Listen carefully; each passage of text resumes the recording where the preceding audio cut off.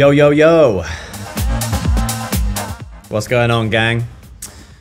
Apologies for the not as good audio as normal. But this is as good as I can do today. All of my stuff is in 3 different houses in 2 different countries at the moment. Got my nice camera, but I'm using my MacBook mic through some nice plugins and a noise gate, so hopefully we're good. Yeah, think it seems fine. Good sound is good. Yeah, it's pretty good what you can do with a MacBook mic these days. Look, I've got the noise gate going on, so cuts out some of the fan noise when I'm not speaking. Compressor, yeah, definitely gonna do for a nice breakdown of In My Arms. It's a little out of sync. Oh, let's address that. Let's address that situation. Are we ahead or behind? What are we saying? At the moment, I've got 200 milliseconds of behind, so let me give you a little clap. One more time. Nice shirt, thank you. I think it's Sandro. I love Sandro. Perfect, pretty bang on, in sync. Did you downgrade from your 6K Intel Mac? No, it's the same Mac. Rest in peace headphones for me. Huh. Perfect, in sync. All right, good. We good. What's been going on, people? I'm handsome, says nerd. Thanks. I'm a hit with the nerds. What you guys been up to? I want to say a big shout out to Lee Buzz and Sydney. I think we all saw that very heartwarming post. I never thought when I set up the Discord and Twitch that it would become a dating service, but here we are. So, fuck yeah. No, I'm really happy for you guys, man. That's awesome. I told Emily that, and Howard, and I think my mum knows as well. Shout out Disclosure's mum, aka Disclosure Pics. Yeah, I knew the whole time. God, it was hard to keep it a secret. And everyone was very heartwarmed by the news, so yeah, you guys are cute as fuck.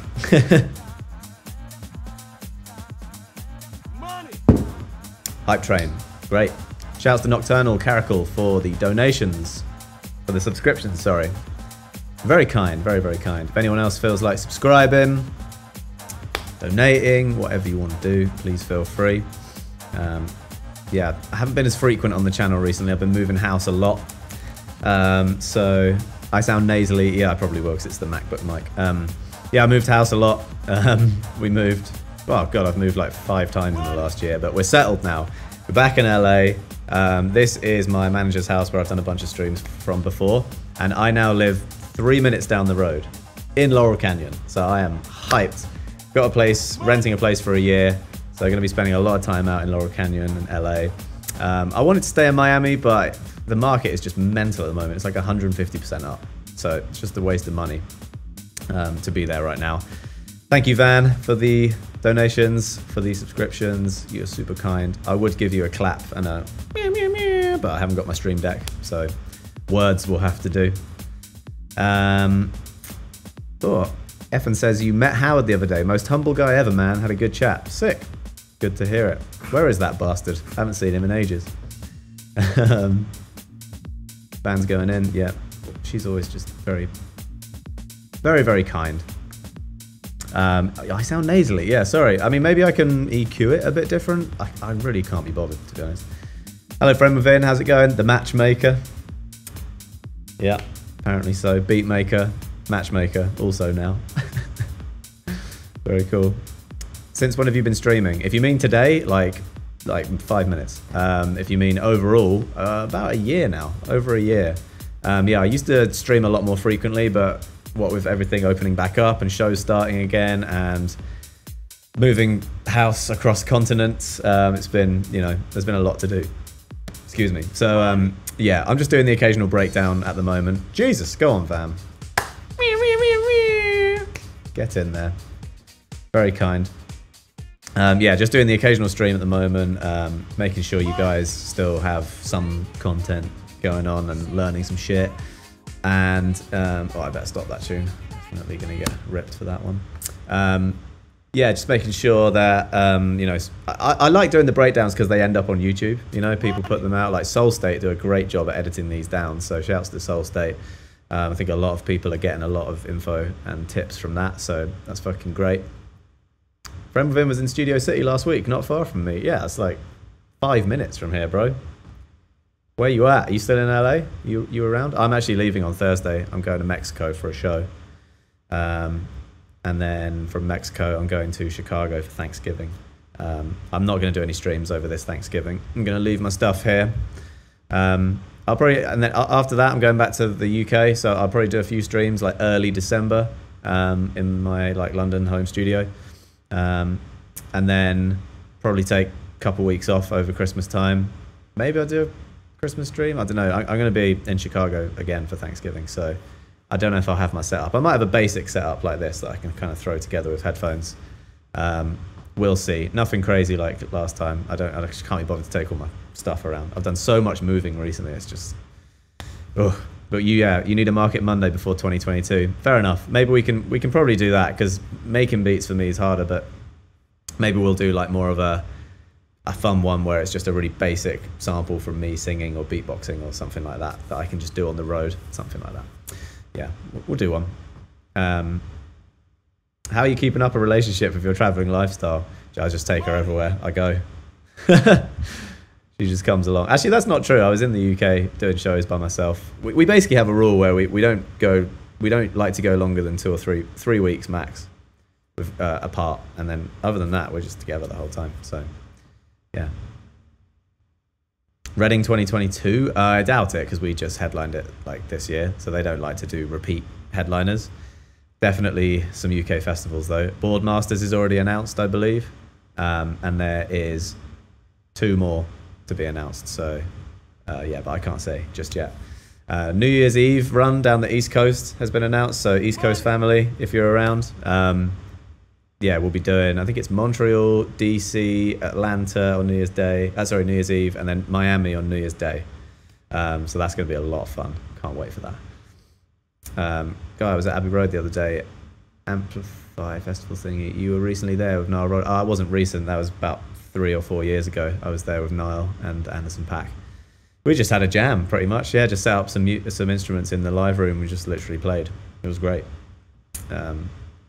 You guys deserve a headline. You guys deserve a headline slot at Glasgow 2022. Yeah, I mean, agreed. I don't know if it's gonna happen, but agreed. Give it to us. Warehouse Project was unreal. Yeah, shouts to everyone who came to Warehouse Project. That was so fun. I had the best time. That venue, that crowd was fucking epic. So, yeah, shouts to everybody who was there. Wildlife 2022, yeah, that would be fun. I don't think it's going to happen, though. Yeah. How did you make the chainsaw-esque synth sound for the intro of your live shows before the walk-in? Sounds class. Thanks, man. It was just a load of like crazy synth sound design stuff. I was just like going through presets on Pigments. I used a lot for it, like really aggressive bass sounds, and I just like would hit a single key and mess with something, and I recorded me jamming through it a lot. And then I took a few sample packs off of Splice to like I don't even know what it was called, like mad sound design, like film music effects basically, and I just sort of placed them. I basically like I exported a version of White Noise, resaved it, and just completely redid the whole intro, so that it sort of seamlessly fades into White Noise. Because the live show, the intro and White Noise is all one file, because we walk in, you know, I get front of house to trigger the pressing play of the song. So they press play on the intro into White Noise, and then we walk on and start to mix into FU, and I do a bunch of drumming and, you know, DJ basically. But the song itself is kind of like pre-made with that intro built in, which I just made last summer before Reading. We just knew I knew we needed something fucking hype to come back to after this pandemic bullshit. So yeah, went super in on the sound design and made a huge intro. And it's got Sergeant Pokes doing all the talking. The speech is Sergeant Pokes, who used to be the kind of hype man for Magnetic Man, Scream, Benga, this kind of thing. I used to do this night called Croydub, which was like a dubstep night in Croydon, which I went to a few times. Yeah, he's done stuff. He's done loads of stuff for like Mala, you know, DMZ. Money. Sick guy. So yeah, a little ode to dubstep, the dubstep crew from early days with that intro. When will you have all your equipment together again? Probably in London. Yeah, it's all in London. Oh, you're home now from an event. All good. Oh, it's sick. You were working with Chris. Nice. Yeah, I know he's in Studio City. Cool. I hope you guys made some good shit. Do you know the Stora? Are you a fan of Stora? Yeah, I actually know those guys. I used to do free running and parkour when I was a teenager. And I'm from Surrey. They're from Horsham, which is in Surrey. Is Horsham in Surrey? Maybe. It's near Surrey. And I would just see them around a bit. Specifically Josh. Josh from Stora. He's from Red Hill, where I'm from. So we used to train together all the time. And then I stopped and did music, and they carried on, and it's fucking sick that they made it, man. Like when we were all teenagers, we were all dreaming of trying to do parkour for a living, and then I realized I was good but not great, so I stopped and did music because I was like, I think I'm better at music. Thank fuck I did that. But they carried on, and they've actually nailed it. Like they are the #1 group, the #1 most popular parkour group on YouTube, I would say. There's another guy called Dom, like Dom Tomato, the Australian guy, who I follow too. He's probably the biggest individual athlete, and then they're the biggest team. So it's so sick that they've nailed it. I think my brother and Drew from Stora as well, used to be friends when they were like tiny kids. I think our mums were mates. So yeah, we actually go way back, and we were all sort of friends through doing it for a bit because we were just really young, like at the time, for doing parkour. Most people doing parkour were in their like 20s, and we were like 15, 14 or something. So yeah, it's like half a life ago. Crazy. Half my life ago. But yeah, we used to do it together. It's good fun. I miss it actually. Everyone has their like teenage sport, you know, skateboarding, BMXing, mountain biking, or whatever it is, blading. I was super into parkour and gymnastics. Bit niche. Tim Sheaf is awesome as well. Yeah, shouts to Tim. Sussex. Is it in Sussex? Yeah. Mad hearing Red Hill, Godstone, Bletchingley. Yeah, well, we made Settle in Bletchingley in our dad's auction house in the roof. So it's a tiny little village in Surrey, and that is where we made our first album. So that was, yeah, good times. All right, guys. So yeah, as you can probably tell from the title, I'm going to do a quick breakdown of, well, not quick, like a thorough breakdown of In My Arms. Should be all good on the latency. It's definitely pushing my CPU still. I don't know why all these old projects. I think since I updated my Mac, like I bounced out the Never Enough EP and then basically updated my Mac, and then since then all my older projects, the ones that are finished anyway and that are really like CPU intensive, are pretty fucked now. That's why I never update during working on a project. This is also, yeah, not an M1 MacBook, so maybe that's why. Starting new projects, it's fine, but yeah, stuff that if I started a project on the old version of Logic, you know, and then updated it and updated my Mac, it usually screws it up. But we should be good. I've got probably about an hour and a bit to spend on this, and that'll be that. Rate your piano skills from 1 to 10. 1, definitely. It's not my thing. Do you do any martial arts? I do not, no. Howard does, though. I believe he does a bit of Brazilian Jiu-Jitsu. I don't know if he's still doing it. He's getting into it, at least. Is the tour finally announced? There are European dates out, and New Year's Eve dates are out. More to come soon. Have you ever considered doing a Disclosure plugin? Yeah, definitely. Haven't got one in mind yet, though. I just need to think of what it would do. So I would do it if the right thing came around. Are you planning on doing a song with Sade? I'd love to, but Sade's just not around. So no.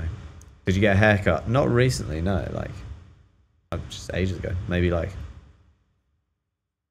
I don't know, like a month ago, 6 weeks ago. Did you mix and master your first album? Yes, I've mixed every Disclosure song that has ever been made. And I master it. I usually master with my mastering engineer. So I go to the mastering studio and we kind of do it together. Stuart Hawkes at Metropolis.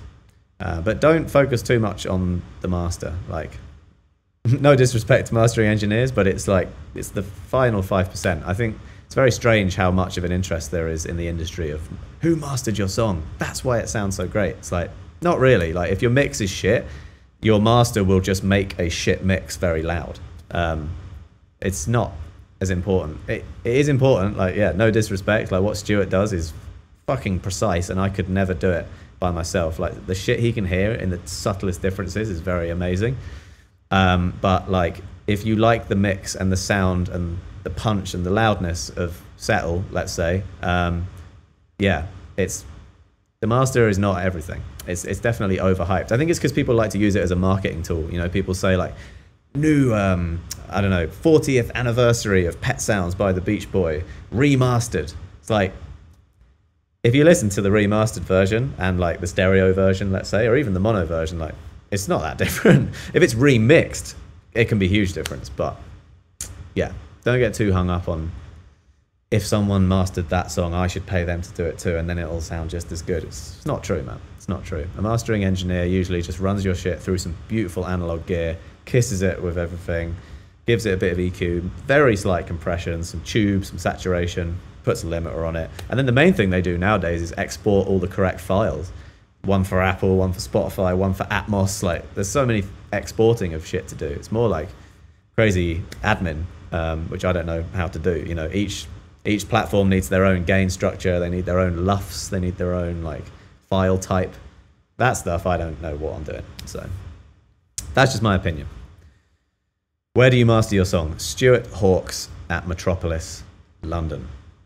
We should really put a link to that in the chat, actually, guys. If you wouldn't mind, Jordan. Gets asked a lot. I think that's the last time I should probably reply. Would you do a music video with Stora doing it? Yeah, 100%. I've already sort of spoken about that. They did use our song in one of their videos once, so that was kind of like the first collab. But yeah, I would love to have them in a music video. It'd be sick. Okay. I'm going to start the breakdown side of things now. So let's do it. Try and be all official too. Okay, today guys, we are going to break down In My Arms off of our EP Never Enough. This came out a couple months ago now, I feel like. And I would say In My Arms has been the most popular tune in terms of the reaction. You guys seem to like it the most. This and Never Enough. We already broke down Never Enough a couple of weeks ago. So let's get into this one.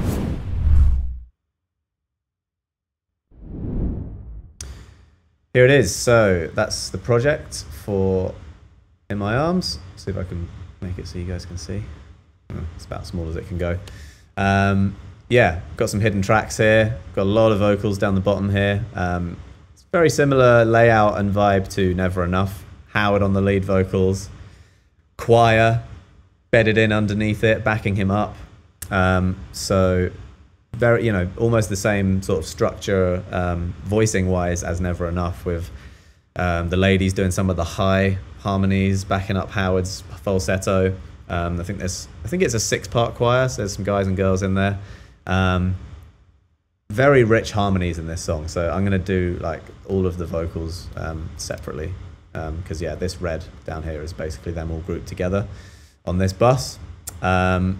We've also got some drum buses up here to look at. Pretty similar vibe to Never Enough again, to be honest, like some percussion loops.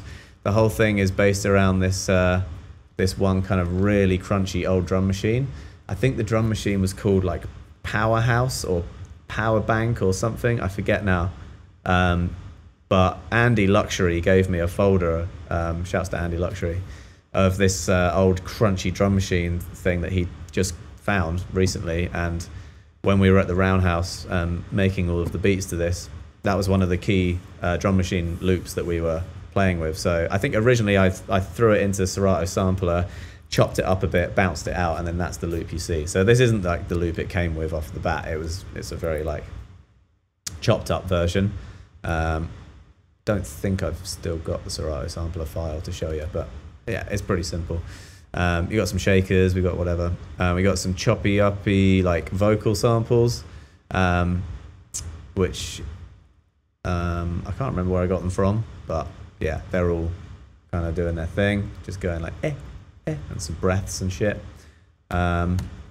those are being bussed out separately. Yeah. So anyway, oh, and then a big, huge bass line, like massive bass, which was the, I think it was a Juno, but it could have been Andromeda. It was either a Juno 106 or an Andromeda. So yeah, the tune's at 126.3 BPM. Can't remember why we did the 0.3. I think it just felt right. There was no real reason for it to not be 126, but I think it just felt a bit lackluster, and 127 felt too fast, so we went with 126.3. Nice number, but that is actually what it is. Yeah. Guy, address this now. Oh yeah, you mean the BPM? Yeah, sorry. That just is what it is, man. I don't know why. It just felt 126 felt a bit slow. Simple as that. All right, so I think we will take it from the drums, seeing as that's what sort of starts the song. So yeah, up first is this this percussion loop here.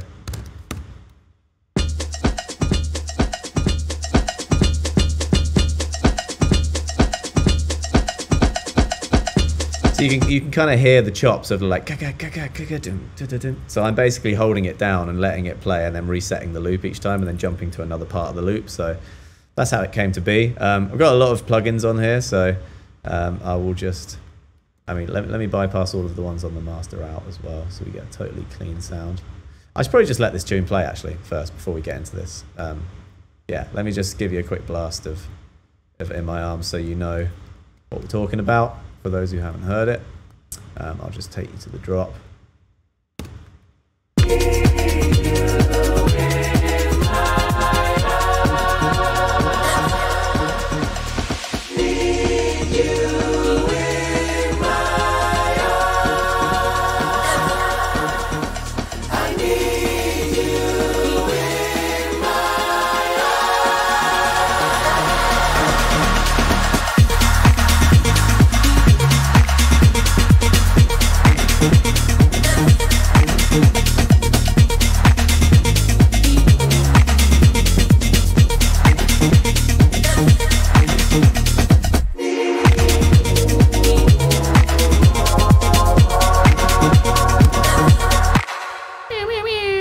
Yeah, so hopefully you guys know that one. If not, it's out now. Disclosure, In My Arms. And we're going to break it down. So starting from the top of the tune comes in with just drums. Some crazy like synth sounds as well. So yeah, here's the percussion loop. Played this in with Serato Sampler. So it's like,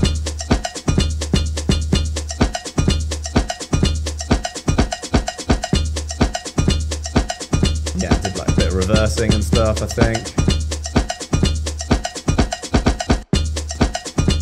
Yeah, it's a little different. Some here and there, like I've put in a few, little reverses and little details, but that's the backbone of the tune. That just rolls the whole way through and just really keeps this like kind of, it's quite tribal, but it's not actually got any like bongos or djembes or anything. I think it is just a tom and the big cowbell. But there's something about that like doom, doom, that not only sets the key of the song, because we were paying attention to that doom, making sure that we were, not going to write in a clashing key with that note. And it just sort of sets the temperature of this really rolling vibe. But what I was really thinking of with this song when we started the beat, me and Andy, Luxury, was that it was immediately sounding like something that would come out on Graded, but Midland's label. And funnily enough, I sent this to Midland and he fucking loved it. So I was really pleased with that because I was definitely aiming at that kind of, I don't know what you call it. There's an aesthetic about Midland's tunes and that Graded label, not Regraded, that's the disco one, but like Archive by Midland and a few others like that just have this temperature, and it's always usually because of the drums that are doing something. It's, yeah, it's weird. I've not been able to make a tune as on point as this one. Since or before, so yeah, I'm pretty proud of how it turned out. But then obviously Howard layered it with gospel harmonies and choir and just took it to a whole nother dimension. So by itself, just the drums and the bass line, for me, this, you could easily be in a massive rave listening to Midland.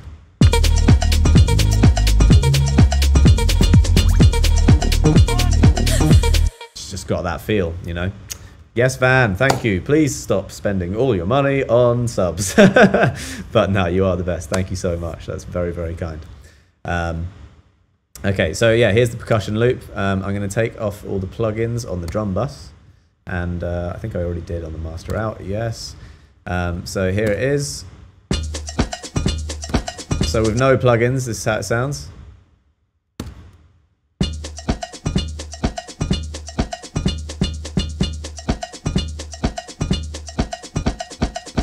So, you know, it's just like a bit lackluster, you know, missing something. So initially I ran it through some overdrive, about 5 decibels of overdrive.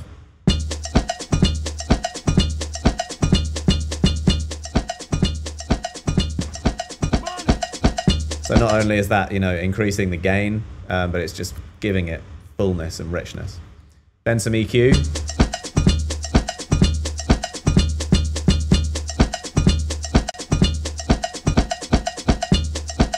These resonances, I don't know, here are really dealing with some of the ding in the cowbell. There's like a in one of the cowbell things, which I'm just ducking out.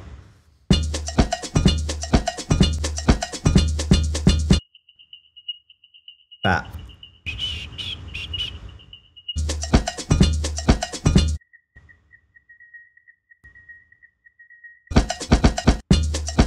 So if I select all those and, you know, I can toggle them on and off, I think, yeah, you should hear that resonance coming through and back and.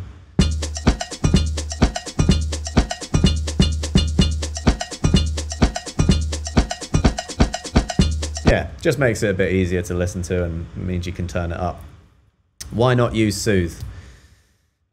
Soothe wasn't necessary because it's the same frequencies every time. You could have used Soothe for sure. It uses a lot of CPU Soothe as well. This does not. This uses hardly any. And Soothe is good when the notes are moving around because the resonances will move around. You know, if you sing then the resonances are going to go. But if it's just the same cowbell and the same notes every time, you can just notch those out with EQ. I don't think there's any reason to put Soothe on unless it's a more melodic part. A little bass boost and boosting some treble as well with the dynamic.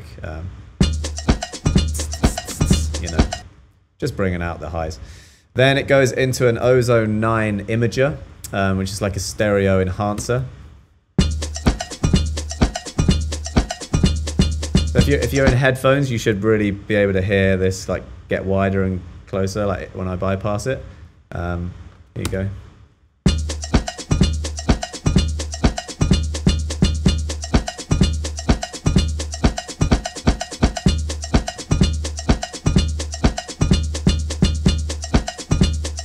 Yeah, and it also just provides like an actual treble boost as well, because this button here, stereoize. I don't really know what it does, but it doesn't just widen. I think it adds in sound as well in a nice way, especially on the highs. Like I use this a lot. If I want to boost the highs and widen something like a shaker or a tambourine or even a reverb, like a shimmering reverb, I'll put stereoize on mode 2 and just crank that. I can't really tell you what it does, but I just know I like how it sounds. So yeah, that's a nice little stereo trick. Then we've got some more EQ. Oh, it's just doing not much really. Limiter. I mean, yeah, barely anything. I think it's literally just trimming the kick and the cowbell when they meet together, because it's pretty pokey, these transients here. You can see some of them are quite pokey, so that's more on there just in case. And then it's just sidechain, compression, and sending to some reverb or whatever. So that's the main sample. On top of that, kick drum comes in. Big kick, you've seen it before.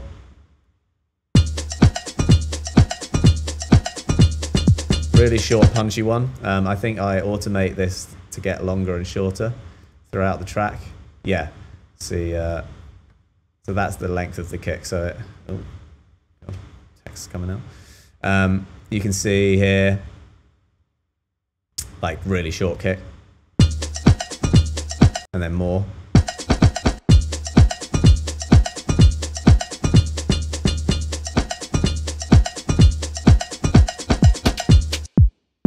So that just controls the length of the kick.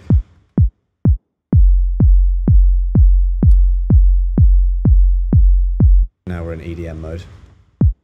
So yeah, really, really short punchy kick. And the reason for that is because of the insanely large bass line in this tune. Like, just did not need more than a like 100 hertz, just little reminder of the tempo. Like, all of the sub in this tune is coming from down here, and I'll get to that in a sec. But yeah, if you've basic rule, if you've got an insanely legato, constant long bass line, you do not need a kick going doom doom doom over that as well. You know, the bass line in this song goes boom boom boom boom boom boom boom. It's like constant. So you just need very short, clicky, punchy kick, in my opinion. You know, there's obviously no right or wrong, but in this case there might be. So yeah, there's the top of the kick as well. That's it. Very, very simple, basic kick. Didn't need much more. Did the Cutline D&B kick come as an add-on with Big Kick, or did you load the sampling? I think it comes as an add-on, yeah. You can get them all from Plugin Boutique. Yeah.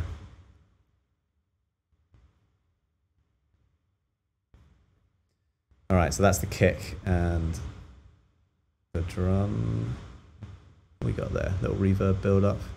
Yeah. All right, so on to the next stuff. Hi-hat, just a very simple hi-hat part. Lots of reverb in this tune on many, many different parts.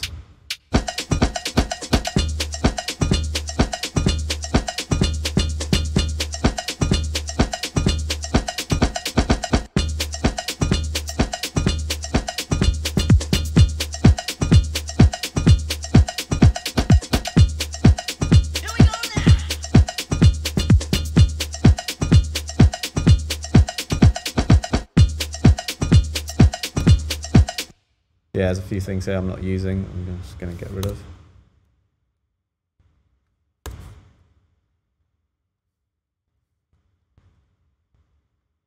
Cool. Yeah, nothing really happens in the drums until like the first drop. Oh, some shakers come in. Nice shakers, these ones. 3 actually.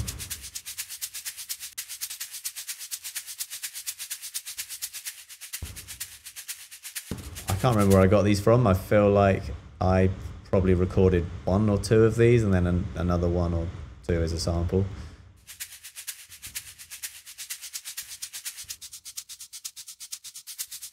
But yeah, as you can hear, they're all sort of a different frequency range. So one is more and one is more, and then they're panned left, right, and one down the middle. So that just, you know, covers a lot of shaker frequency range. If you're panning shakers left and right and they're the same shaker, you'll get like a bit of stereo-ness from obviously just the difference in the way it was played. But I find the best thing to do is left and right 2 different shakers, or a shaker and a tambourine or whatever, and just gives you such a wider sound. Huge overdrive as well on shakers. I love to distort and overdrive the hell out of my shakers and tambourines. Just gives them so much fullness. I can show you the before and after of that effect.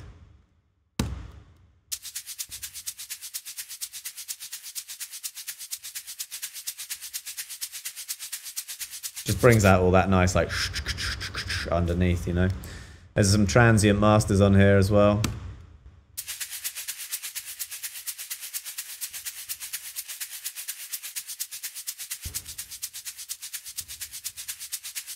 Yeah, just tightening them up. Someone said, can you show your reverb? I guess you mean my bus reverb, because that's all I've talked about so far, and it's this. Using the B setting on the EMT 140. About a second's worth of reverb, rolling off 270 hertz. Got the EQ doing nothing, pre-delay a little bit, and some modulation. There you go. That's it. That's my go-to bus reverb as well. So most of my tunes are either that or Valhalla, but mostly that. I like to use Valhalla on individual tracks, and I like a big plate reverb on the bus.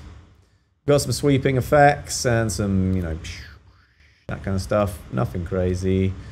That is basically it for the drums until we get to the drop. So yeah, what happens at the drop?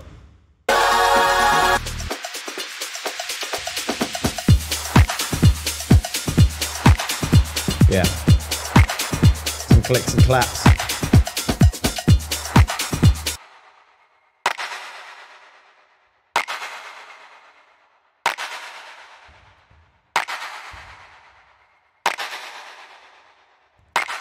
This is quite cool. So those are all sending to bus 16.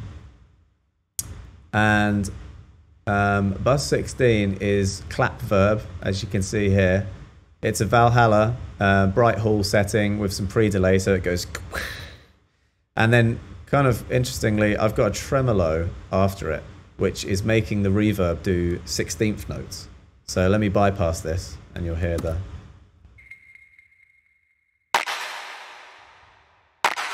So you hear that pre-delay going. If I take that to 0, it's gonna just crash.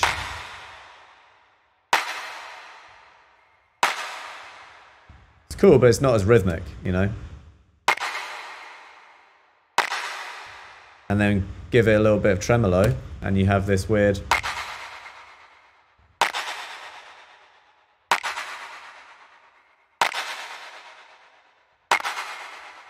I don't know, just kind of interesting. It just makes everything glue together a bit more with the cowbell sample.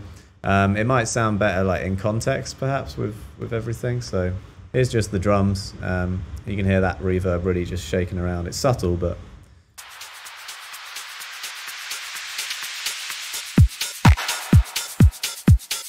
This is what it'd be like with no preverb.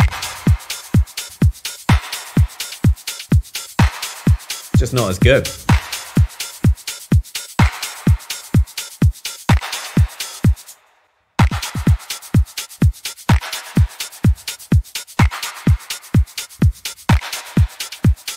Yeah, I was just... Reverb's such a funny one because, you know, it can add so much space, but it can also add groove if you use it in the right way. Like pre-delay, I've talked about before on reverb, is so important because you can have a load of reverb, but you can sort of still have a dry vocal first, so it's like, hey, yeah. You know, it gives you all this option for space or clarity around your vocal. But if you're using it on claps, you know, you can really make it go like, or whatever rhythm you want to do. Like, I could push this loads, you know, and have like a quarter note.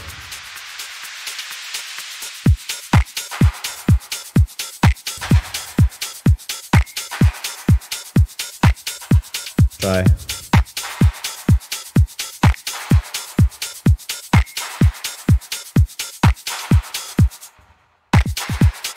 Yeah, so nice little trick to add some more groove to your tune. If you want to have a load of reverb and space, you know, think about how it's adding groove, you know, not just how it's adding space. There's two elements to it, I think. Alec Milton, oi guy, how's it been? Good, mate. I think I hear a 909 hi-hat going up and down in pitch. Where's that idea come from? You might be right, mate. Let's have a look. So this will be in my battery folder. Yeah, not much going on in battery. I think it's what we got here. It looks to me like some 808 stuff. What's this? Oh yeah, there you go. You can actually hear it. So there's the 909.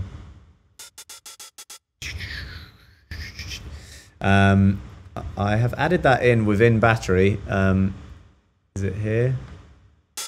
Yeah, if you look at the modulation section, LFO1 is controlling the pitch of that sound. So I can make it go crazy if you want. Turn it up here. It's going to go mad.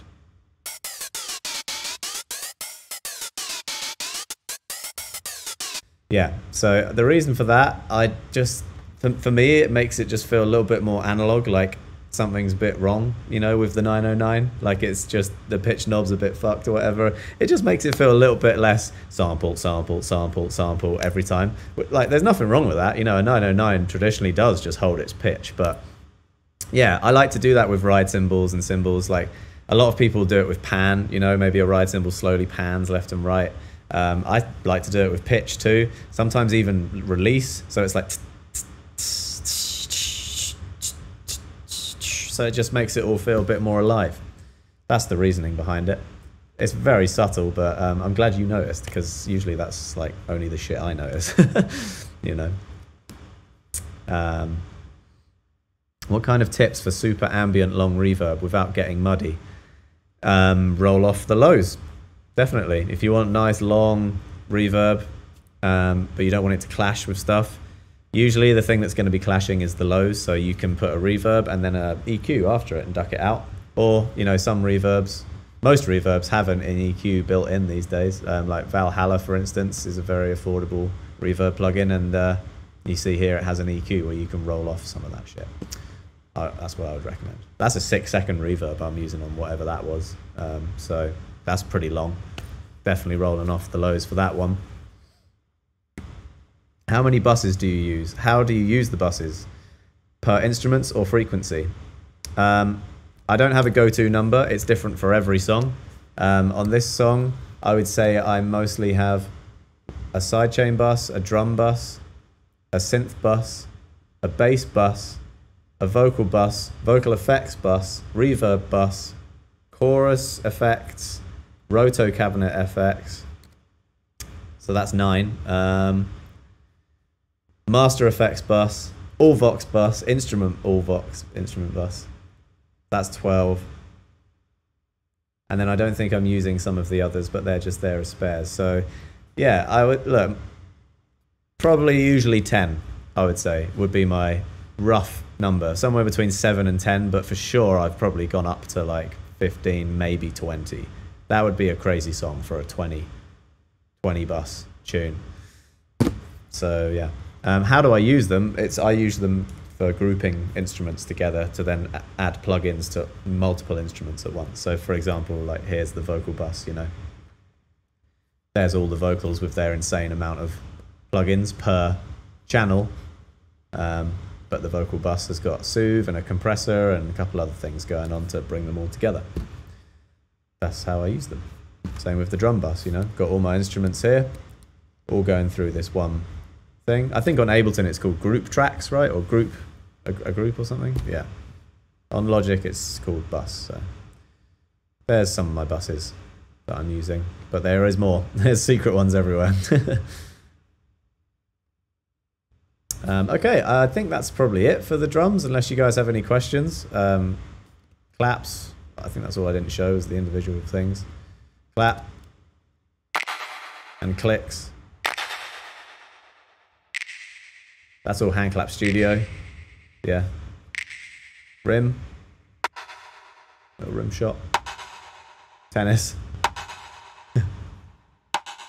And a clave.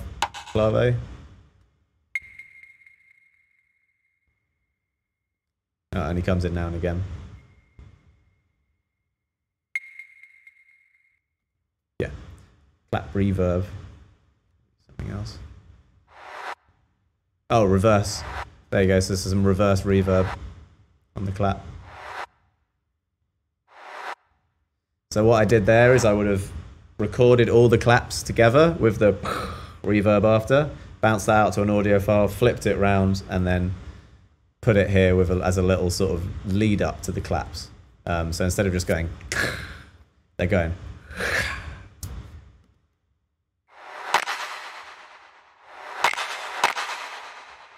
You get it?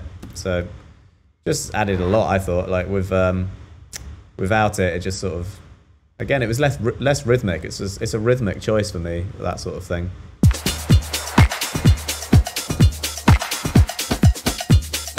That's without. With.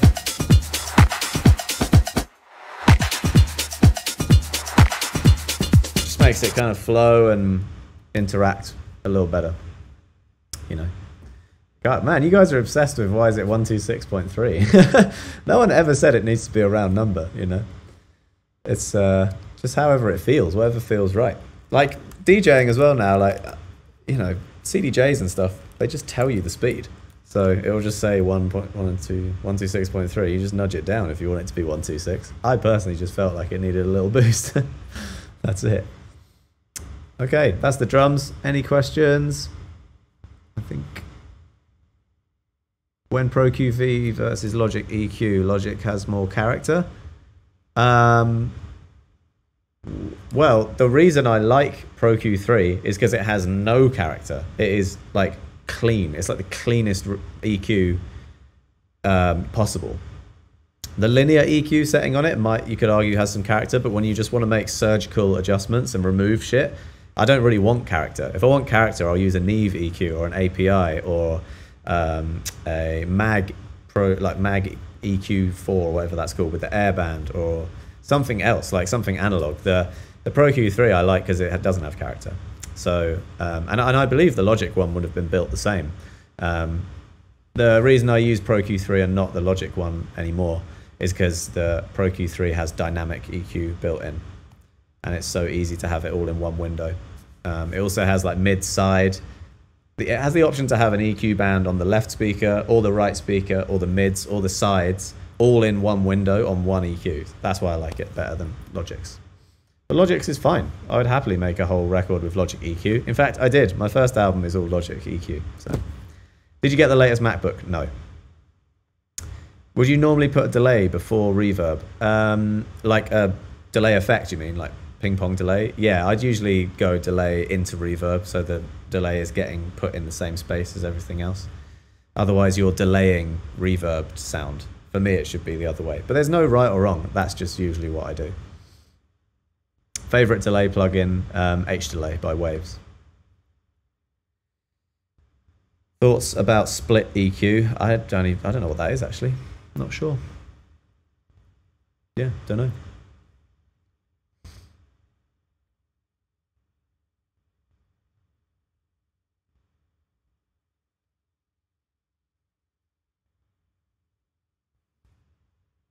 Are things sidechain to a kick only, or the entire drum bus? Well, I use this these little triggers up here for my sidechain, but it's doing the same pattern as the kick, but it's just a different noise. So like I've copy and pasted this MIDI file up here. Like there's no difference. The only difference is latency. Some of these are a bit behind, so like as you can see. Like these are a bit off grid, and that's to try and make up for some of the latency of the universal audio plugins. I can't even bother to explain that again. I have done it before. But the reason I like to sidechain using a beep instead of a whole kick is because a kick is quite long. Sometimes if your kick's going doom, doom, doom, your sidechain is going to be going, like it's going to be on longer than it's off. Whereas if you use a click or a beep, it's just going to go on, on, on. And then that gives you the ability to control the length of the sidechain with the release of the compressor. So my sidechain noise is this. So that's what's sending to all my sidechain compressors. And then I'm using the release on the compressor to adjust how long I want it. Yes, you can use LFO tool, but you'd have to do a shitload of automation for when you want LFO tool to stop and when you want it to start. I personally just know that my kick drum is what I want to do the sidechaining. So I use MIDI, because then I can just mute the MIDI notes when I want it to stop. Like, you know, say I didn't want any sidechain here, bang, it's not going to sidechain. It's just easier for me. All right. Have you tried the new Waves SSL? No, I haven't yet. I would definitely. Do you put Soothe on everything? I put it on my cereal and it tastes horrible. Yeah, Soothe for life would be good. Soothe when an ambulance goes by would be awesome. That'd be nice. Do you keep all your instruments in the same key? Well, yeah, I guess. Like, I'm not gonna. I don't know what key this song's in. Like, if it say this is in A, I'm not gonna have loads of instruments doing A sharp. I don't know what you mean. Do I care about keys? 100%. Yes. Is that the answer? I'm not sure. Where have you been, bruv? Just been about. Bruv. What's the first electronic tune you heard and made you want to make music? Oh, it would be like early dubstep, like Burial, Scream, Banger, Mala, Koki, that sort of thing. Can you tell us, what's up, Oraponic? Can you tell us about the artistic foundation of this track? Writing process, etc., specifically about the vocals and the wild little electric guitar fill before the drop. What's that? What's the electric guitar fill? I don't know what that bit is, but yeah, this song was started by me and my friend Andy, who goes by the name of Luxury. We started a few tunes for this EP together, and we've worked together in the past. Good friend of mine, went to school with him, and there was no premeditated idea for this tune. The beat is a pure, like, just throw stuff at it, see what happens, jamming around on synths, like Andy on the bass doing the Juno, me messing with the drum loops, chopping up some samples, and then the chords, I can't remember how the chords came around, but I'd need to check, like, because in the hidden tracks here, I've got some chords that are muted. Should we have a look at those? So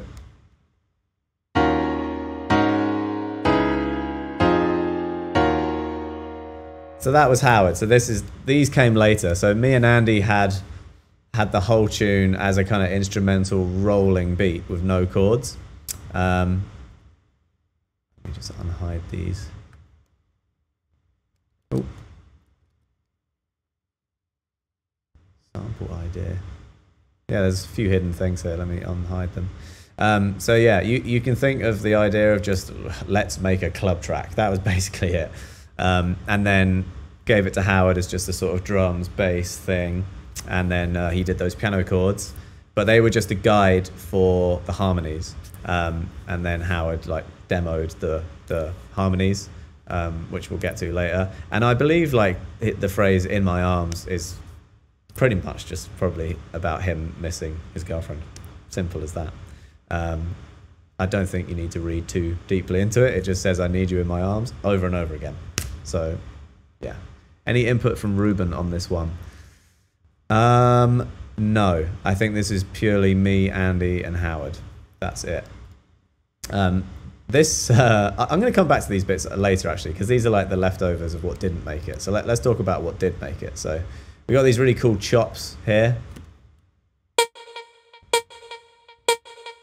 Really trebly, like stabby chop. That's what it was before.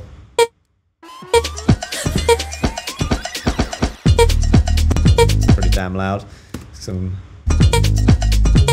compression, tremolo, and then some H delay and reverb.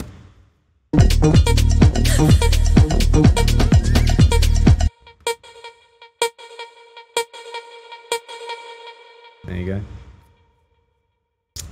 Why you keep the bass track in stereo? Is there a mono sub driving it? I'll get to that in a bit.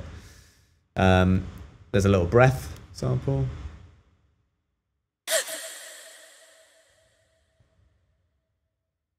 I think that's all it does. Yeah. And then just a little like ooh-ee thing going on.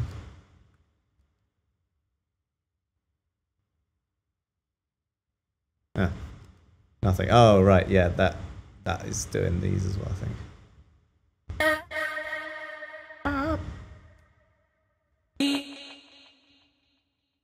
Yeah, so they kind of go in conjunction. You have to hear it all together for it to make sense.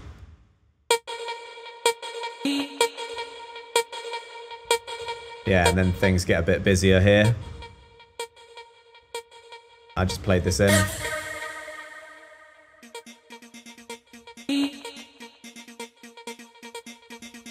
Let's go here.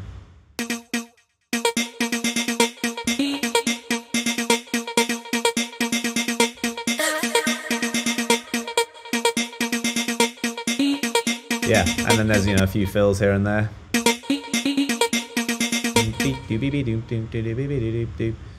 Yeah, it's pretty intricate.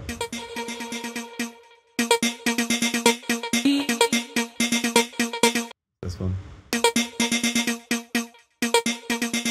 Yeah, I've tried to, again, just do my normal thing of like it barely ever loops around the same. There's always like a slight difference throughout the track. Go away. So I can't remember where. Yeah, whatever. Anyway, that's the kind of really, I guess it's quite techno almost. It's pretty moody, that bit. But when you put it with the drums, the rhythm of that is all sort of to sort of complement the percussion loop. So when you have those together, go from there.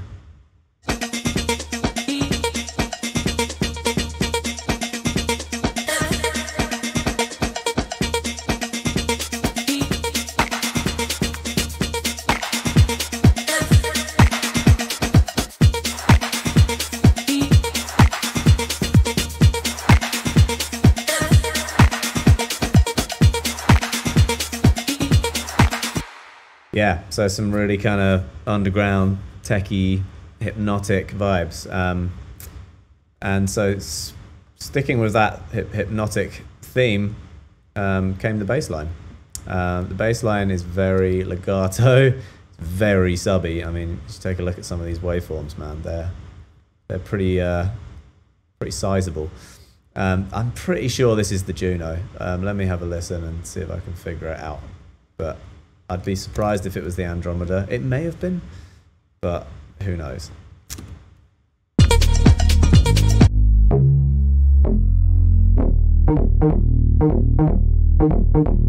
No, it is the Andromeda. It is definitely the Andromeda. You can't do that wow wow sound. I don't recognize that as the Juno.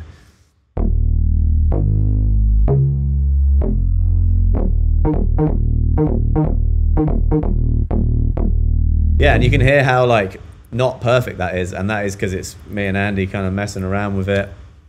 Haven't quantized it, I don't think. All I've done is tune.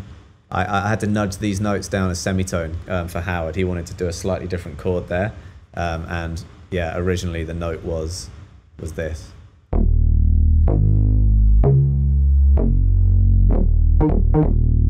So yeah, that doesn't work. So nudge that down for him. Ooh. There you go.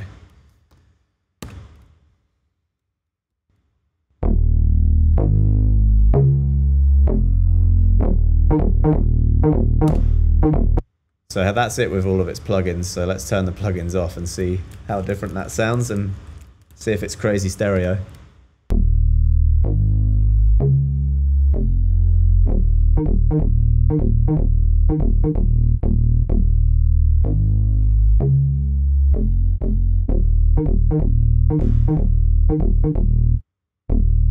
So yeah, as you can hear, it's very stereo and wide, and I just didn't think it needed that. I mean, it's not that great to have sub stereo anyway. I don't think there's too much of it going on, but either way, I brought it all down by about 70%. So here's our before, here's after. So you can see it's just put it right in the middle. It's still a little bit stereo, but not enough to worry about any phasing issues or whatever. Then some overdrive. But you can hear that buzz on top, that kind of zzz, that's just all like, it's basically buzz from the synth. The Andromeda itself, I think, was kind of buzzy that day, but because it's such a long legato part, it just sounds like it's kind of part of the sine wave. Sorry, part of the, what is this? Square wave? I don't know.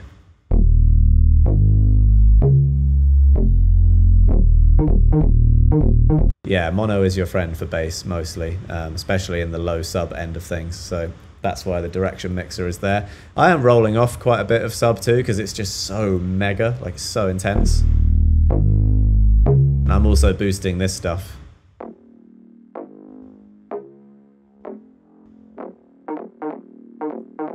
Just bringing out those high, like, clicky details.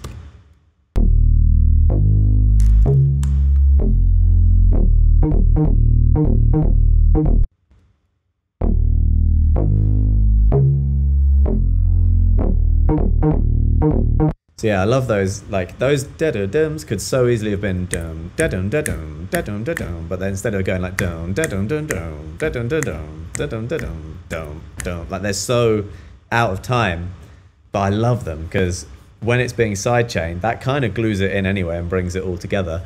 But it's just such a fucking raw track, man. Like, there was no way I was ever going to quantize that or you know, make it better, because it's just sick. I love it like that. Yeah, there you go. Next up, Decapitator, punish mode. Really light amount of here though. I mean, look at that. That's nothing, and it's probably on like 10%. So let's see what that's doing.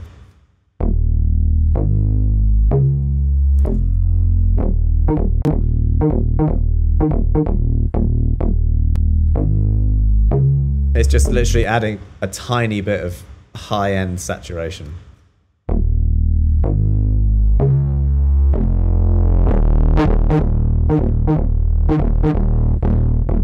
So what I'm doing with this too is I'm actually automating it throughout the track. So you see here these rises and falls. That's the wet and dry knob of the Decapitator. Because we recorded the audio in of this synth, I didn't then have the ability to go back and increase the cutoff or the resonance or anything like that. You know, it was just, we got one good take and then Andy left, and then I was like, shit, I really wish I could build the bass up like in some of these breakdowns. You know, how can I make it be like usually you have so much control with the plugin, or if you've got the fucking synth right there. But I only got into I only had the idea to start automating it towards the end. So I thought I'll put Overdrive on it and just run it really hard, and I'll use that as a kind of way of pretending like I'm releasing the cutoff. So, you know.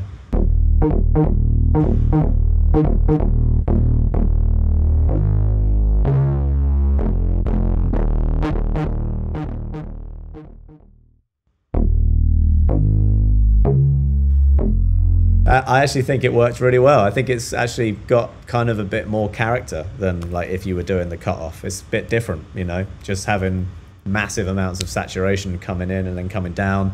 I'm also dipping like the volume here. It just adds so much tension. I love it. I think I would if I could go back and choose between cutoff and the overdrive, I'd still pick the overdrive thing every day because it's just mega.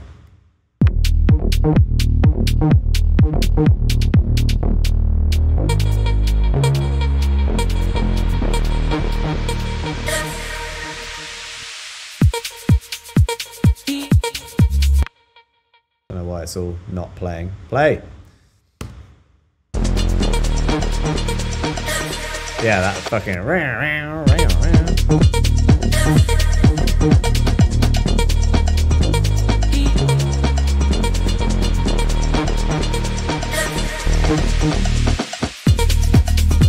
You know, there's a bunch of ways you could have done it. You could make it so intense.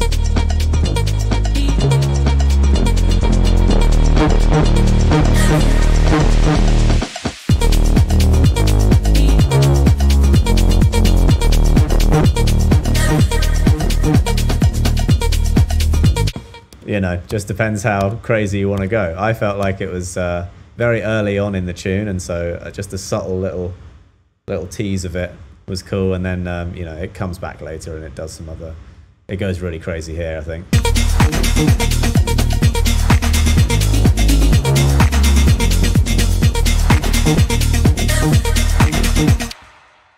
Yeah, so there you go, another little tip.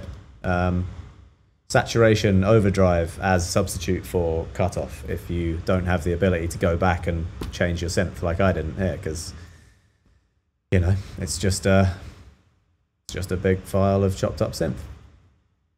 We have got an imager on there as well. Oh, here you go. Yeah, so I am actually monoing the sub in this imager here. So by the time it gets to the imager, it is actually...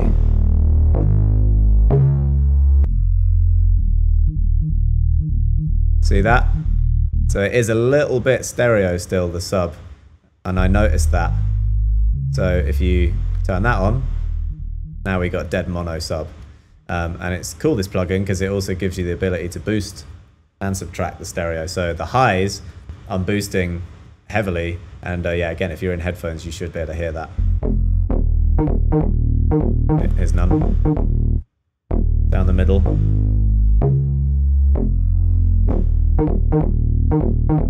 Really subtle. Like if anything, it's like the buzziness and the bit crushiness of the synth is what's being pushed out. But you know, it's all helping. So we've gone from stereo everything to slightly more in everything to mono bass to pushing out the highs really wide. So probably not the wisest path to choose, but it totally works. There's so many other ways you could have done it. You could put an EQ as the first thing and roll off the bass, and just have that set as the sides. So you could just take all the sub out the sides. That's one way of doing it. Probably faster as well. But I genuinely didn't want it to be as stereo, like the whole bass. So that's why I used the direction mixer to just like slightly mono it all before then fully monoing the bass. Anyway, it's then going through a limiter, which I'm not really sure why.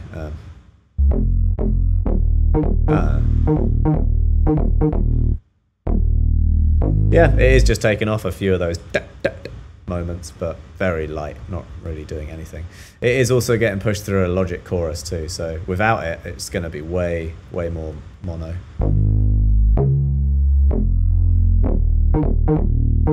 So that again, that's adding in some of that stereo, high frequency stereo stuff. Like it's not putting the sub through the chorus, it's just putting the raspiness of it through the chorus, especially in these moments, you know.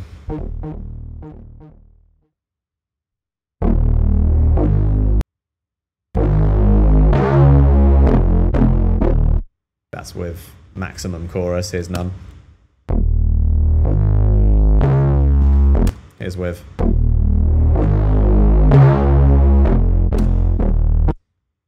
Mega. All right, that's it with the bass. Any questions about the bass specifically? I'll do more general questions at the end. We've got to do the vocals next, and then I've probably only got about 20-30 minutes left. Which chorus was that? It's just Logic's own stock chorus plugin. It's there.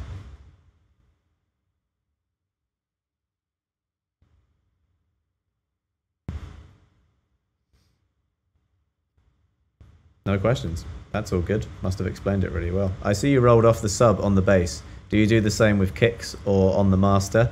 I don't usually roll off sub on the master because I like to address those issues before it gets to the master, like long before. So no, but yeah, I definitely roll off bass on kick drums. Not this time, but yeah, usually with an acoustic kick for sure. I think this one you'll find, yeah. So this kick drum here is just doing this.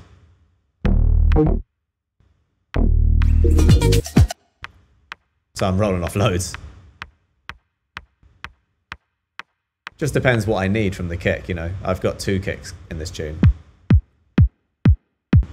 One doing the punch and one doing the top end.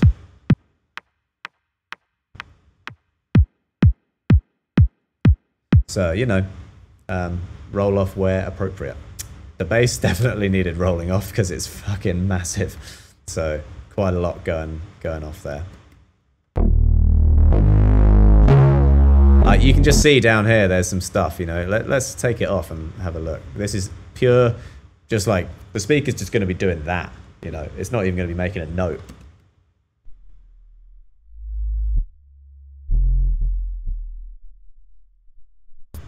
Yeah, just you don't need that stuff down there. So I just rolled it off a bit and just gaining it down.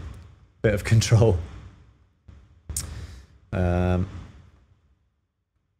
I didn't know if the 25 Hz stuff from the kick messes with anything. Yeah, it does if there's stuff there, but like with big kick, it's a synth kick, right? So I know there's nothing down there. If I'm recording a bass drum or an acoustic kick of some kind, or I'm like, you know, just making one somehow, ripping one off a vinyl, 100% I would roll off everything below like 30, maybe 40.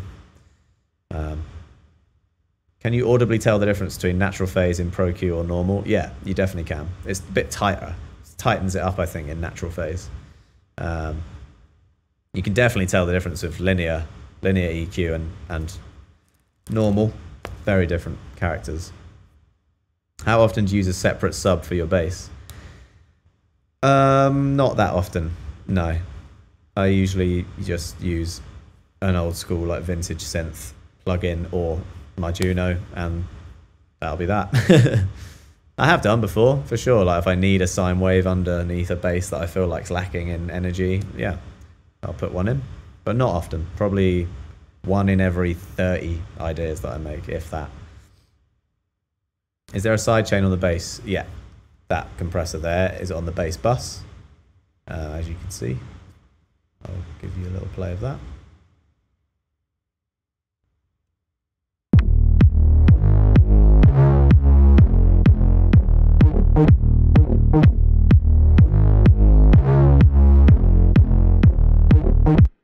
You can see that going up and down. You don't like using plugins like Kickstart LFO tool on the bass line? No, I don't. I just use the kick drum with a compressor on it. Maybe I'm old school, I don't know. If it ain't broke. 4:30 in the track. Where's that? Where's 4:30? Here? What happens at 4:30?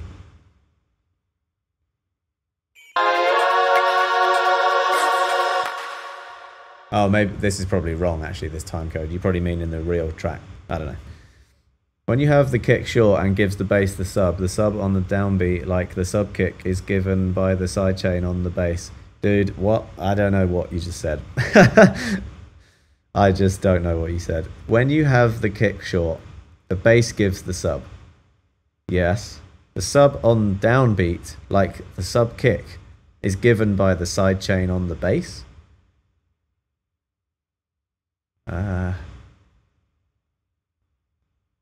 I don't know, man. Sorry. Maybe it's a language barrier or something. I think you're saying, like, is the kick subby enough when it pushes the sidechain bass out the way? I guess. I don't know, man. I don't know. Are you maybe talking about having one long kick on beat 1 and then short ones on 2, 3, and 4, and then the bass filling in the gap? It sounds like you want there to just be maximum amount of sub all the time, whether it's from the kick or the sub. I just don't really care that much about that, you know. Some people like huge long kick drums, like, you know, Deadmau5 uses a lot of like doo, doo, doo. Eric Prydz as well, you know. The kick is like much more of like what's driving the sub of the track. With me, my kick is, I use it much more sparingly, like much more like a punchy thing. I like old school garage, you know, I like UK garage. And old UK garage, sometimes the kick drum is barely even hitting 100 hertz. It's just this little like, and then the bass line underneath is what's giving you all of that like chest feeling. So depends. If you're going for a really 4/4 housey track, you might want like a nice long kick. It's subjective. It's whatever the tune needs. There is no, here's the answer to that one. I think that was your question. I'm not really sure. All right, that's enough of the bassline chat. Shall we get on to the vocals, guys? The main part of the song. Here we are down here. We've got a lot of vocals to get through. I will start you off by just sort of playing them. Maybe I'll bypass the reverb and stuff, and you can give it a good listen.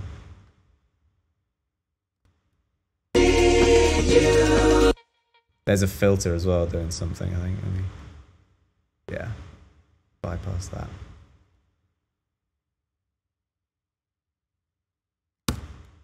Need you in my arms. I need you in my arms. There you go. So that's Howard on these tracks, I believe, and then let me get it so you can see it, and then the choir is on the blues and the greens below. Yeah, lots to go through. So it's how many part harmony we got? 1, 2, 3, 4, 5. It's like a 5 with the occasional 7 part harmony, I think. Maybe 6. So I've got plugins everywhere here. Check it out. So yeah, I'll break it down for you. So I've and take off all the plugins on the bus. So now it sounds like this. Need you in my arms. And so yeah, let me show you. the plugins aren't that different across the board here. I've pretty much copy and pasted them and just slightly tweaked the EQ depending on which voice it was. So here's the first voices. Need you in my arms. So that's Howard. Just so you can see what's going on each one. So here's a raw Howard vocal with nothing. Need you in my arms. And So first up, he's going through a LA2A, Silverface. need you in my arms. So that's a compressor, and it also adds a lot of saturation and shine. And I love the Silverface one. It's for me, it adds air and treble somehow. Need you in my arms. Like it sort of compresses the mids and the lows, but somehow leaves the highs a little bit. Or I don't know how it does it, but for me, especially when you have like 8 in a row, all going together. By the end of it, it makes a huge difference. Let me see if I can bypass. Yeah, so here's 2-part harmony. Need you in So you hear that dynamic is really popping through.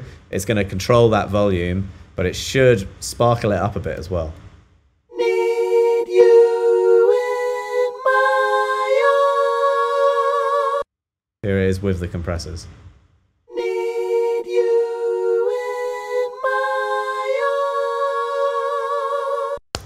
Nice. Next up, we have Mag EQ.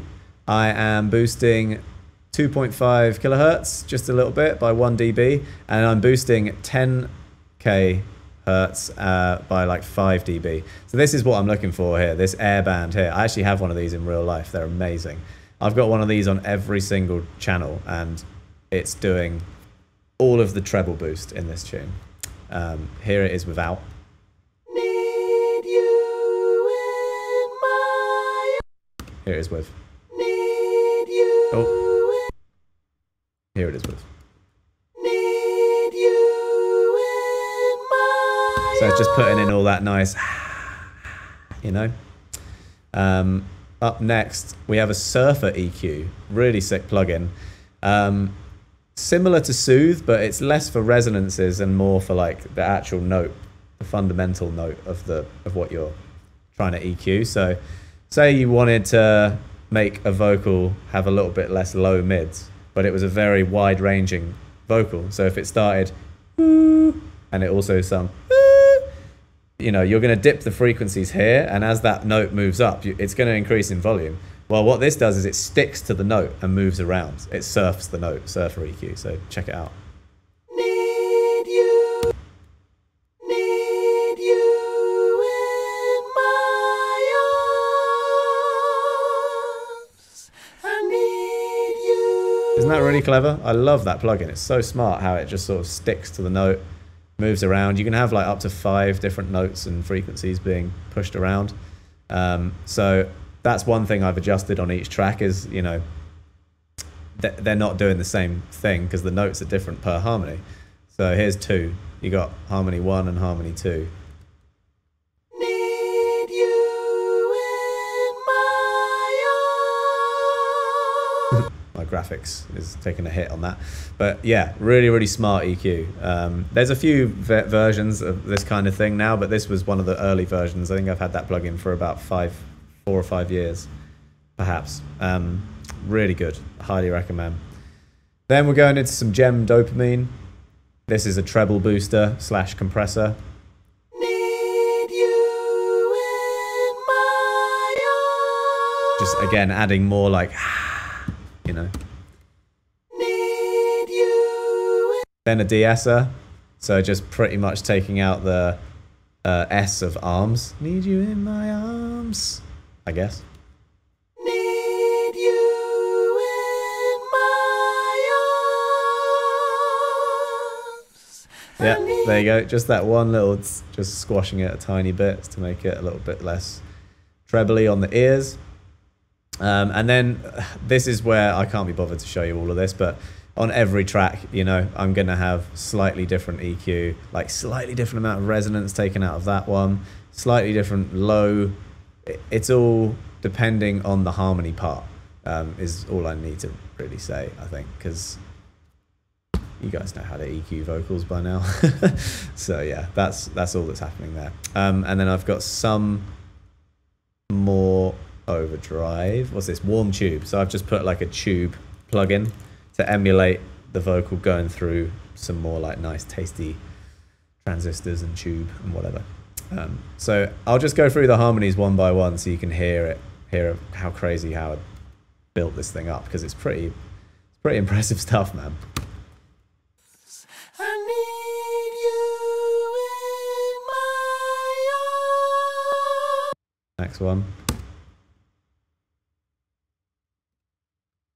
I need you in my Listen to this man. Listen to him go. need you in my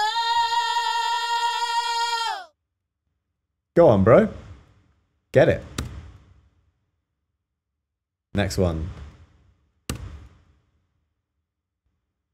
Play.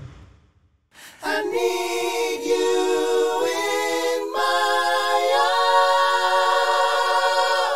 arms. 4. I need you in my arms. 4 soft. Let me show you 3 and 4, because they're the crazy ones.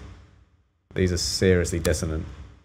I need you in my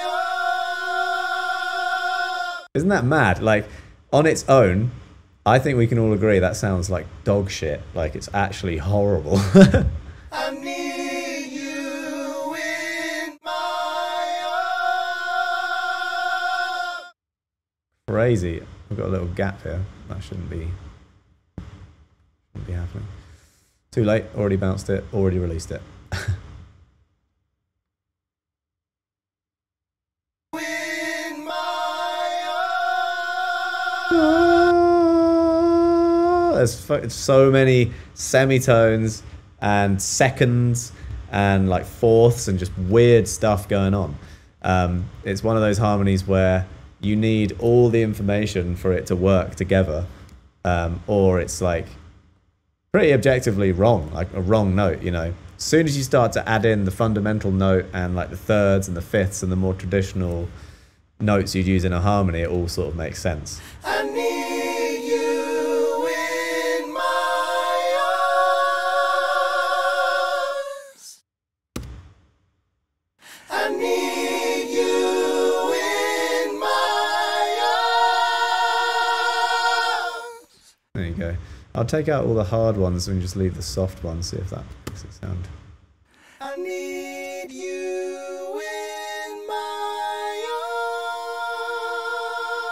arms. That's like very medieval sounding, like just fifths, you know.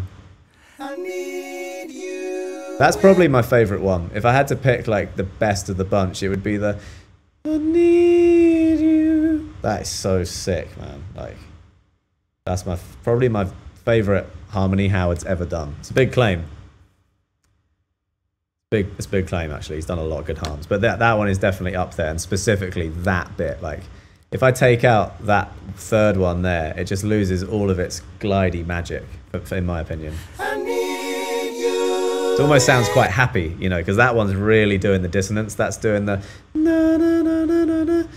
So I need you in my it's almost like more triumphant and like happy and more like energetic. And then with this one, it just takes it dark, like with one harmony. I need you in my arms. Very sick. Yeah, really, really happy with those. Good one, Howard. We still actually have lots more to go. So this bit at the end only happens every other time. And these are the crazy arms that he put at the end. So arms for your harms. Here you go.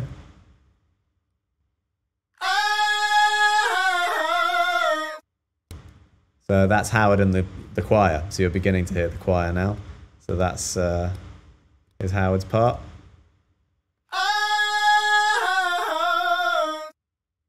Faded that one because it had a dodgy start, but didn't miss it.